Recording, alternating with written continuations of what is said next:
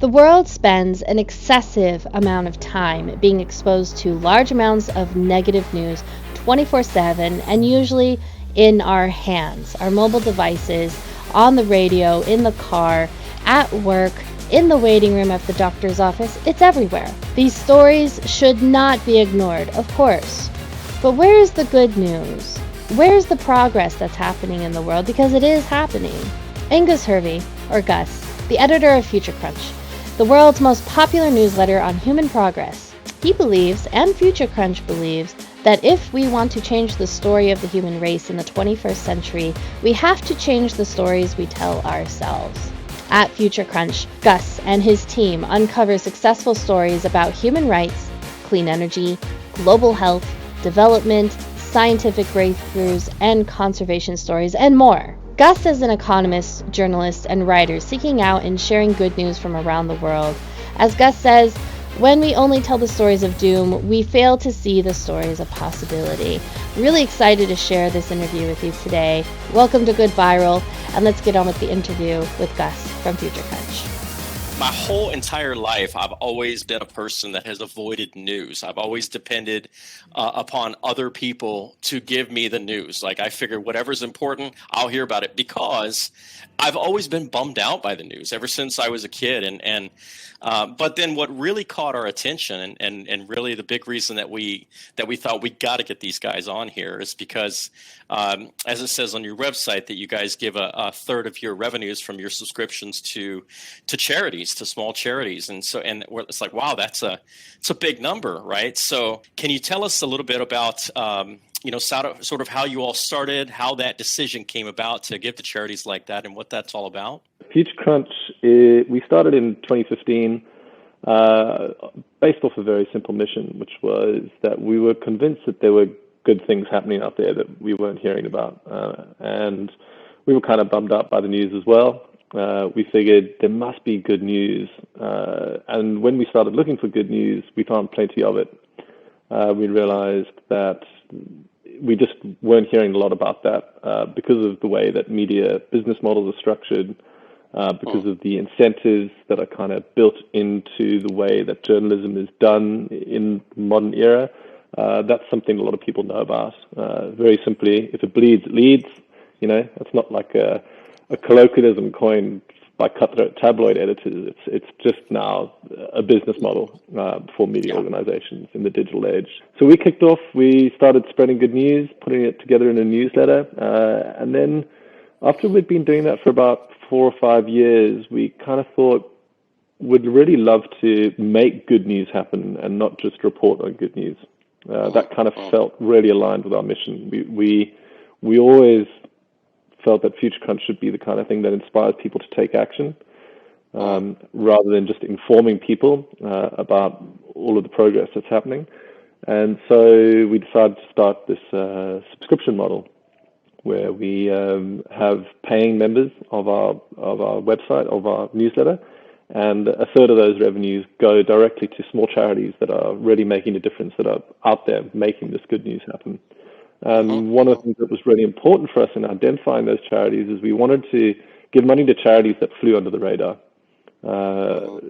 We kind of felt big charities, not that they have enough money, no one ever has enough money to do good, but we really, in our research around finding a lot of those good news stories, we kept on coming across these incredible organizations from every corner of the planet, and by putting in place a subscriber model and a business model that allowed us to actually give money to these organizations, it really closed the circle for us in terms of what we were doing and how our mission aligns, how the news mission that we're doing aligns with the charity mission. And that's been really successful and really gratifying for us and for our readers. Yeah, and it's really cool that I love on your website, you have a tab directly going to see the list of charities and the amounts that you're giving to those charities, which is really great to see and inspiring in itself. So those who are listening, check out the charity tab on their website and just kind of see how they're directly impacting And when you're talking about seeing these smaller organizations around the world in the news or in stories that you're finding, and how that is inspiring in itself, I agree. I'm very much into that realm. I think it's great when I hear about someone who's on the ground floor who has a small operation and really changes a community or the environment or the impact of just as being that small entity. I think it gives us a feeling of hope in a lot of ways. And so I love how you tie those into your messages, especially with your subscribership.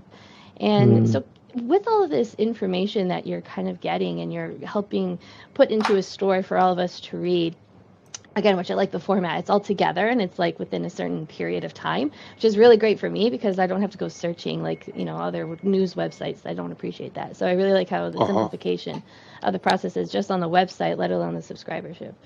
So with all of these stories that you're getting from around the world, or even with your subscribers themselves, can you tell us of a specific story that directly impacted based off of Future Crunch, like what these subscribers in the community have created and the impact it's done, or the ripple effects that you've seen? Has anything been awe-inspiring or just shocking, maybe? I think what's really great about giving away to small charities is that your donation doesn't just sort of disappear into the machine. You're normally speaking to the founder or somebody. There's normally 2 or 3 people in the charity, and most of the time, to be honest, often it's just one person who's doing something amazing. So what's really great is that we send them the money, and often that's not very easy. We kind of have to dig around and figure out a way to actually get the money to them. In one recent example, we sent them money to a school teacher in Chad who was really inspiring, who was helping nomad communities just set up schools. But we had to send the money to Turkey, and then it had to get wired to like a journalist in Chad, and then the journalist literally had to take the cash out of the bank and go and like give it to this school teacher in his hand because he didn't have a bank account or anything. So you kind of often have to figure out these chains to get money into the hands of people who need it the most. But the general point of this is that when you're dealing with one person, you can really see the effect that it has. A recent example, we sent some money to a great organization called Miracle Feet, and they do a very simple thing, which is that they develop braces for kids with clubfoot. They operate in a number of different countries around the world. We got in touch with someone who is in charge of their program in the Philippines, and we said, here's $5,000. And they said, that's great. That's going to allow us to buy 200 braces for kids in remote areas. And then 5 or 6 months later, you get an email from them saying, hey, thanks so much. We delivered, those braces to these villages. Here's a couple of photos of the doctors literally with the braces, putting these braces on the kids with club feet. There's a direct correlation between the money that our subscribers have helped us raise and actually seeing the visual impact in person. It's not huge. This is not Red Cross or GiveWell or UNICEF kind of levels of giving. We're generally giving away $5,000 or $6,000 every time, but it really has a genuine impact on the lives of the people who it reaches. And I think we really love that, and our subscribers really love it as well. And it feels like the right thing to be doing. It's interesting that when you almost like you're downplaying what you're doing. I mean, I find that the being able to see the impact, like through the photos, being able to actually sort of develop relationships directly with these people or these small organizations is very powerful. It's very moving, quite honestly, and it inspires me. And I think one of the things that we really strongly believe in with Good Viral is that we want to, like you, we're very similar in this way. We want to inspire people to say, hey, it's fun and it's interesting and engaging to do good things for other people or for the planet or for animals. It's a good way to spend your time. It's a good place to put your money. So as far as the research that you do, I guess uncovering news stories and all of this, is it just that usually something surfaces, or what would you say is maybe the main way that you find these organizations or these people that you feel like you want to include in your in your list? Yeah, look, it's a good question, and something that our subscribers often write to us about. They say, "How do you guys find all these charities?" They say there's no list out there. There's not like a common resource. The answer to that Mm-hmm. question is we spend a lot of time reading the internet. Mm, If you are researching good news, you have to dig really hard. It's not on the front pages of mm, websites. mm, You've got to figure out a few tricks. You've got to kind of dig into the more obscure corners of the internet. And in the process of doing that, that's where we tend to find these little organizations and charities. Uh, we kind of had developed a bit of a sixth sense, I suppose, after many years of doing it, of kind of who is going to be a good recipient and who's not. Um, mm, and we don't do it without criteria either. We have a look at the organization, we read around, we do a bit of research. But once we're kind of satisfied that they're people who are doing it for the right reasons, and we think that they're having a really great impact, we then just contact them. And the whole point of what we were doing was to say, we're just going to come in and say, here's some money. You don't have to fill out a form. There's no grant application. You don't have to mm, go and jump through a whole bunch of hoops because you're mm, already busy. The last thing you need is to spend 20, 30% of your time trying to raise funds, which is such a difficult thing for people who maybe that's not necessarily their skill set. Their skill set is getting out there and helping people and making an impact. So we kind of absolutely. feel maybe it's just nice for us to, just to get like a break. That someone comes in from absolutely nowhere and says, "Hey, you're doing such a great job. Here's $5,000. Here's $10,000. What do you guys need to do the most? What's the equipment you need to buy?" Mm, We have other criteria as well. We say, unfortunately, we can't spend the money on staffing or administrative stuff. But generally, because they're such a small organization, they're often doing it on a volunteer basis. They don't have these huge admin and overhead costs. And we always say to them, we're going to give you money, but you have to spend it on equipment, on resources, on stuff. You can't spend it on staffing. That's a very important criteria for us.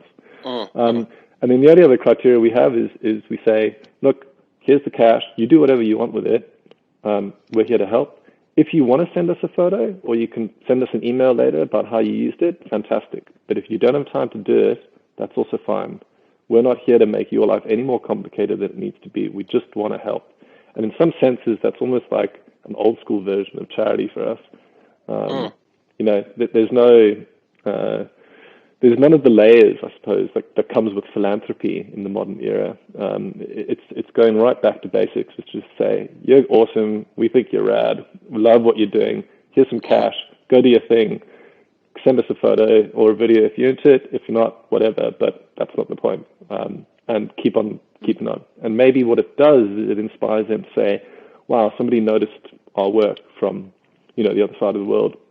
This is work worth doing." And maybe it gives them a little bit of hope and a little bit of energy to keep on doing their amazing work too.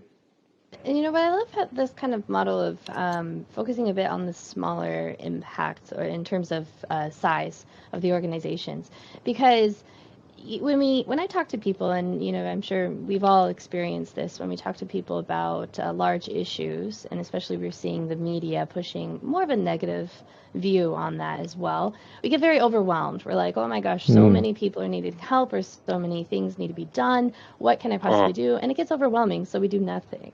And so, what I like about these micro stories and these micro organizations that are doing impacts in their area is that it's able to give us more focus on just one thing. And just saying, if I give $5, I know it's going to help give kids shoes or medical supplies or something, in a very simple way, and in a way we feel is more tangible, and we can see it through a video or a photo, rather than seeing, the Mercy ship showing up at this huge area serving thousands and thousands of people. And it's like, well, what's really my impact? That's a great number to see, but there's no emotional connection to a degree. And so I feel that these micro stories are very, very important. And so I just kind of wanted to give that shout out to you, Mm. as well as to kind of help our listeners understand when they see these big stories, it's usually in a negative context, but you do feel overwhelmed. You don't know what to do. Right? And we get that question a lot from not only ourselves, but from others. What can I do to help? And if I do something, is it going to help?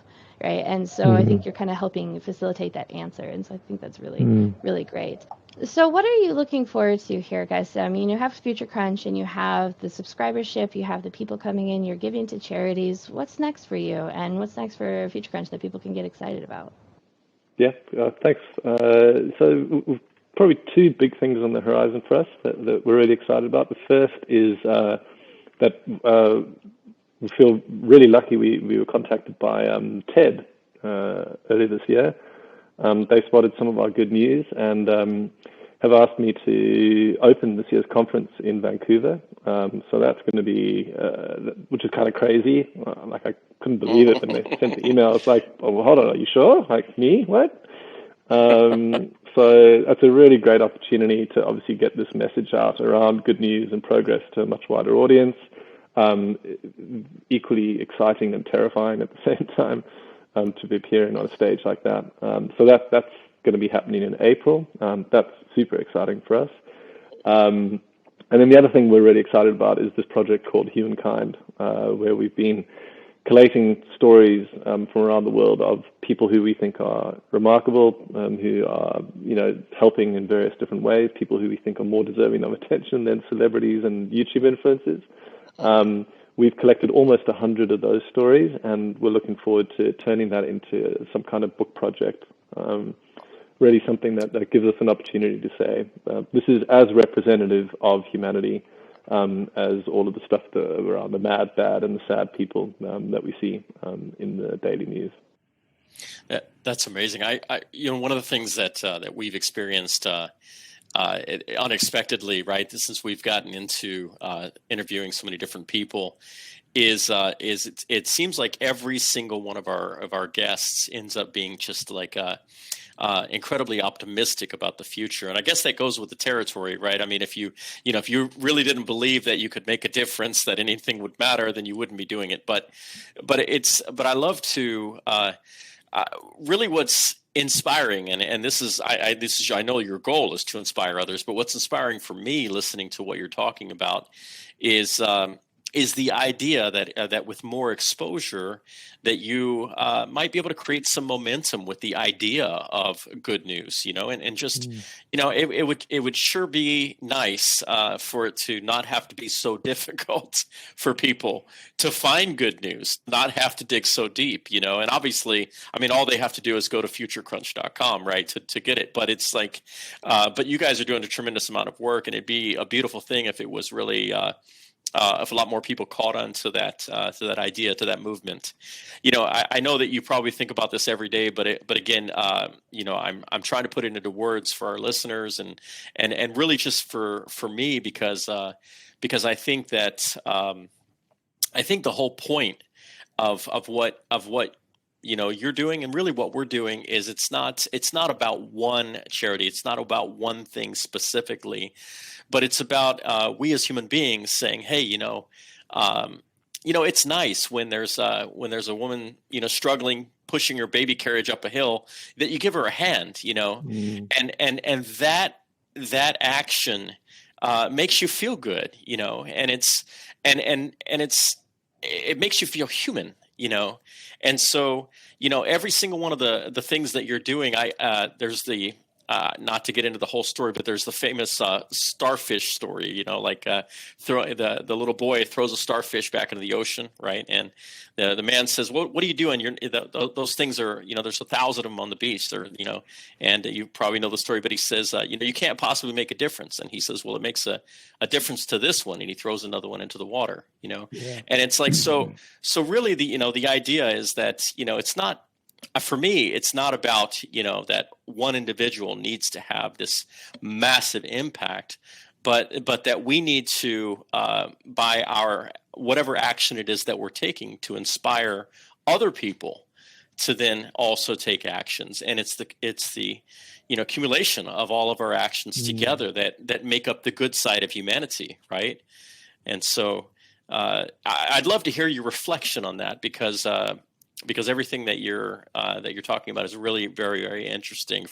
But can you focus? This is my question, I guess. Can you because we've talked about the charities and giving to that. Can you focus a little bit on what the original idea behind sort of sharing the good news, what that was really all about for you guys? Sure. So just to come back to something you said there a bit earlier about it, being difficult. It's okay. We don't mind that it's difficult. Nothing worth doing is easy. Okay. No one's gonna like lay it out for us. No one's gonna.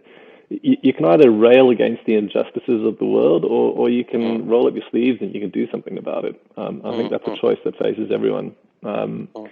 It's fine that it's hard to get good news out there. It doesn't matter that it's difficult to dig it up. We're happy to do it, and it's incredibly rewarding, and it makes us feel like we're a tiny. It makes us feel like we're throwing our own little starfish into the ocean, along with hopefully some of our readers.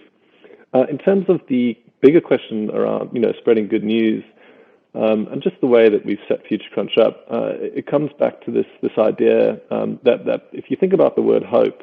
So often we think about hope as a noun. Hope is something that we have, or something that we maybe something that exists, or something that doesn't exist, or something that we lose, or something that we gain. But hope can also be a verb. It can be an active thing that you engage in and that you do every day on a daily basis. And the act of hoping isn't a passive one.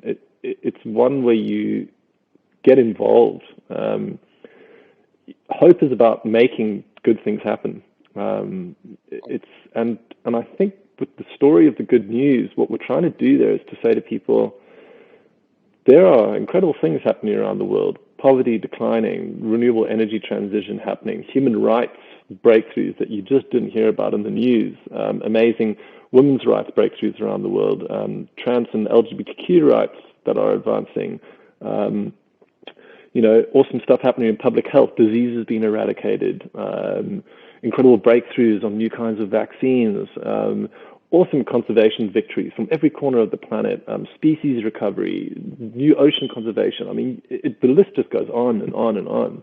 And it doesn't negate all the terrible things that are happening, but it does exist side by side with that story of collapse.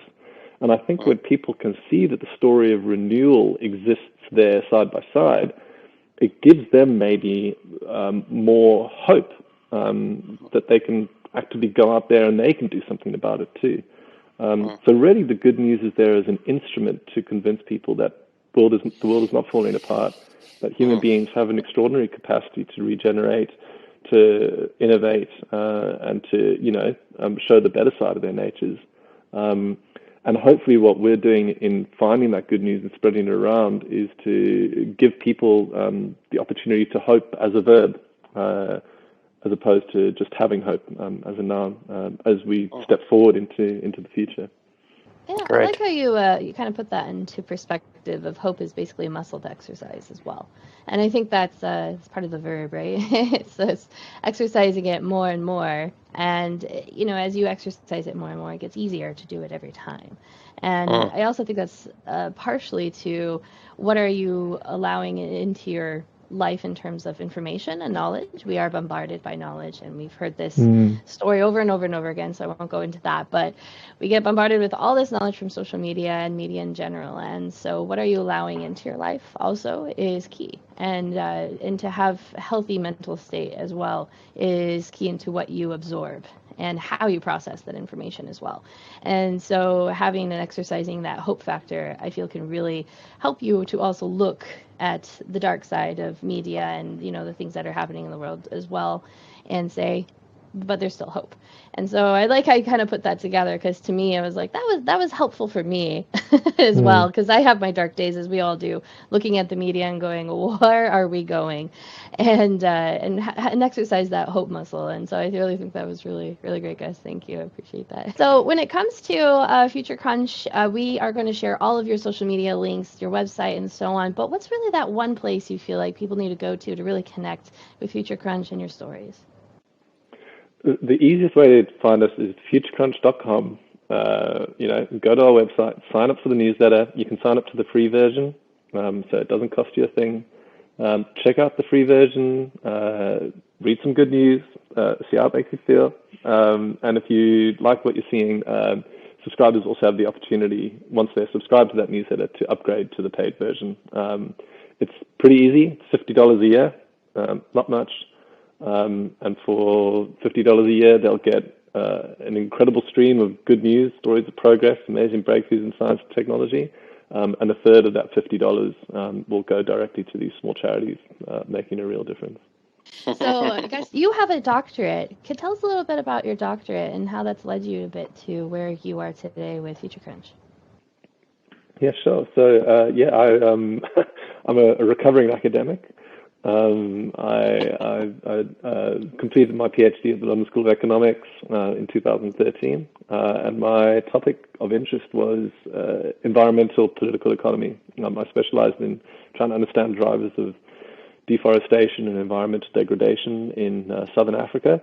It was a pretty heavy thing to be doing for so many years, and I came to understand a lot about the problems that we face. But what I discovered in the course of doing that PhD was also that there's not a lot of people out there talking about solutions.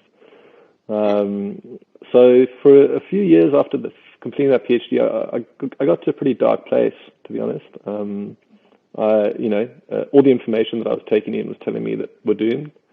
And I think there was a kind of a real turning point somewhere in there where I sort of decided that optimism maybe could be a choice that I made rather than a reaction to the world around me. And that really kind of led to the birth of Future Crunch, to saying there's got to be solutions out there, and maybe this could be my way of exploring what those solutions are. So in some senses, Future Crunch was the answer to my own version of despair, as often so many of these things are. And it really has been really helpful for me. I do not feel like we're doomed anymore. I've taken a 180-degree turn, but it took many years of researching and writing and sharing this good news for me to get to that place. So Future Crunch is my own medicine. So you've got an amazing business model, and especially when we talk about that, just basically right off the top, you say, okay, look, a third of the revenue of these subscriptions is going to go directly to the charities. I mean, this is just a huge commitment, just right from the get-go. And so, we're very inspired by this kind of business model. But I'm really thinking about just, every person out there, like your normal person, right? It's really almost like there's somehow, and this is what I want you to comment on, if you can, is sort of it seems like there's a life model that we could build around that idea. Anastasia and I are committed to, as much as we possibly can, to putting in our efforts to inspiring other people just to spend more of their time doing good things, But it's like sometimes it's like the feeling of futility, like you've talked about, and feeling like we're not making a difference, and maybe it's just because maybe we don't hear enough of the good news, and maybe digging directly into the good news more can help us with that. But I mean, what would you say to like your normal person, say with a normal 9-to-5, a traditional job or a traditional business? How can our listener, if they fall into, or they feel like they fall into that category, how do you think that they might be able to take their life and turn their life into one that is a charitable giving life that can also enrich them and give them hope? Look, it's a really great question. Thanks for asking it, Damien. I think it's really difficult. Life is hard. It doesn't matter who you are, where you're sitting. There's just so many things vying for our attention, so many pressures, financial, emotional, social. There's so many factors outside of our control, whether it's the political factors or regulatory or environmental factors. There's so much coming at you that to have to then have another part of your brain that says, on top of all of that, I'm going to make space for volunteering and charity and donations. It's often the first thing to go away. What we decided to do with Future Crunch was to say, look, we're just going to create a commitment device that means that we essentially we don't have an option anymore. In our case, that was committing right up front to saying a third of the revenue goes to charity, come hell or high water. What's really interesting about that is that once we committed to that, everything else kind of just became a bit easier. It was just the way we worked. And also what was interesting, it kind of led to this abundance mindset to say, you know what, there's going to be enough money for everyone. Let's just do the thing. Sorry, why did it become easier? Why would you say that is? That limit is preset. It's a public commitment. It's been put on a website. It's been sent out to subscribers. We're not turning back once that has been put out there into the world. And I think on an individual level, people can do something like that, for example, by saying 3% of my salary is going to go into a bucket, and once a year I'm going to donate to a bunch of charities, and then publicly commit to that by sharing that with friends and family, by putting like a big sign up in your house, or by, contacting some charities a year in advance and saying, hey, I'm going to give 3% of my salary to you this year, but it's going to take 12 months, so I'll write to you in 12 months. Some kind of public commitment, and it doesn't have to be a lot. 30%, a third of your revenue is pretty extreme, but just something to say, I belong into the category of people that is going to try to do something about this. And I think there's a broader point there around saying, which group of people do you want to belong to? Let's say hypothetically, in 30 years' time, everything just goes really, really badly, and all of our worst fears are confirmed, and we're standing there in the end times, and the waters are kind of rushing in, and the fires and the flames are kind of licking at the walls, and we're on the mountaintops looking at, everything falling down. It's a big question to say to yourself, which group of people do you want to belong to? Which group of people do you want to be with on the mountaintop? Do you want to be with the group of people that are standing there saying, you see, I told you so. I told you this was going to happen. Or do you want to be with the group of people saying, arm in arm, sitting there watching it all, saying, well, you know what? We gave it everything we had. We gave it our absolute best shot. And it didn't work out, but I'm glad to be here with all of you at the end of all of this. And for us, that is a simple question to answer. I know which group of people we want to belong to. And I think for many people listening, for many of our subscribers, and for a lot of these people who we're out there helping in the world, the answer is the same. They want to belong to the people who said, we're giving it our best shot no matter what happens. Well, thank you for being on the podcast today, Gus, in Future Crunch. We are really excited that you're in the world today, and we're excited to be on that mountaintop with you. But we are definitely in the hopeful space, and we're going to exercise that muscle, and we encourage our audience to also continue to exercise that muscle. Please go to the Future Crunch website, sign up for the newsletter for free if you just want to check it out, and then do consider going into the paid subscription and check out all of the charities that they are working with on their website. Thank you for listening to the Good Viral Podcast and being part of the conversation. If you are inspired by this episode, go to our website at goodviral.org, where you can find resources and listings from the episode to continue good efforts. Like, comment, and share this episode to any or all of your social media channels. It's really easy to take a small action, and maybe you'll inspire a big result. When good goes viral, the world gets better.